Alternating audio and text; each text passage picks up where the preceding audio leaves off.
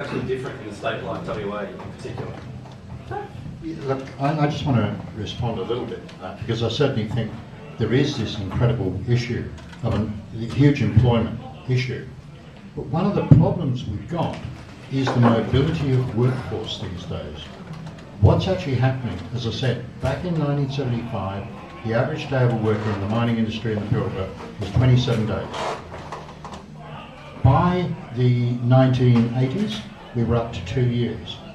Interesting enough, by the time the major strikes occurred in 1988, the average day of a worker was between 8 and 10 years on a mine. We're now back to the average day of a worker being a year.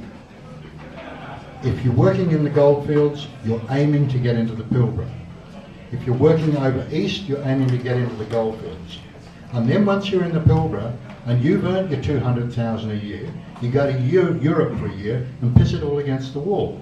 And then you come back and you start again. So that's the problem with employment. Now BHP have just woken up to this because they were a huge employer of fly in, fly out.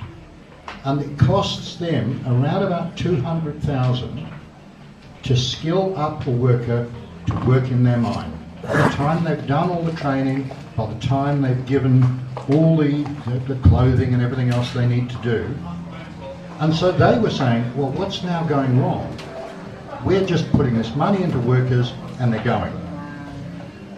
They are now considering going back to regional employment, regional housing, and you take your family up there. They want to get out of certain aspects of fly in, fly out. Not at all their mines, because obviously remote satellite mines won't cater for that. But it's actually that massive big circle that we've seen right from the start of the 80s or 70s to the 80s. Now a lot of the guys that you're getting in or trying to get into the mining industry are just replacing somebody who's been there for a short time and is shot through. And that's the issue with major wages. That's not 100% true, because what happens is that you've got the one mine and then they'll recruit all of those people from that mine site to the next mine site. Yeah. So people are getting moved around to all the different mine sites. So, and some of us are actually, I've been trying to get out of the mining sector for so long, for about 4 years, yeah. and they keep dragging me back. So Well, it's hard, and that's what they do. That's what this industry is doing. And I just for all of us, I think it's really interesting to let you guys know that. I'm a politician. I'm on good money. Yeah. I'd love to be back in the mining industry. When I went to the Pilbara in the 70s, I was on $350 a week. The average wage in Perth was $60. Comparative. And we had a ball, and the guys up there at the moment are having a ball on that sort of money. The other problem that we're not factoring into this, and I'm sorry it's slightly obscure, is that fly in, fly out is the greatest social disease that we have got in this country, in terms of not while you're doing it, but the moment you finish, you go home and you say, honey, I'm home. Yeah. Well, who are you, for a start off? And look, I've had to put up with you for 3 months now, and I'm really not into it. And the divorce rate post-mining, fly in, fly out, is 70%. Not while you're doing it, but after the event. While you're doing it, it's really good. Whoever's at home, be it male or female, learns to operate independently and starts enjoying some of that independence. The kids relate to that person as their real carer. And occasionally, this male or female comes home with lots of toys. And the child goes, I've got this auntie or uncle who comes home. With lots of goodies, I like him. But when he comes back, or she comes back on full time, the goodies aren't there, and he gets in the way of the one-on-one relationship that child has had with parent. So I actually think that is one of the most dangerous things that we've got socially and in the long term financially as a result of the fly-in, fly-out industry.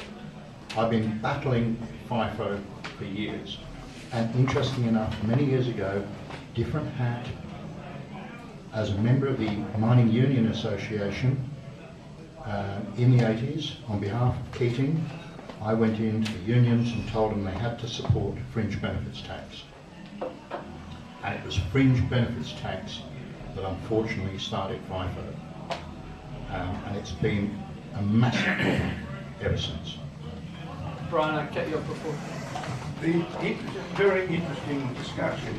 Most of you haven't told me much that I didn't already know, but none of you have made any mention of the fact that this enormous boom has been driven by China. And the question whether it's going to continue is tied up very much with what's happening in China. And to put that in perspective, in 10 years ago, China produced about 9% of the world's steel, 50 million tonnes. It now produces about 45%, and its total steel production is about just under what the world produced 10 years ago, and the world has doubled.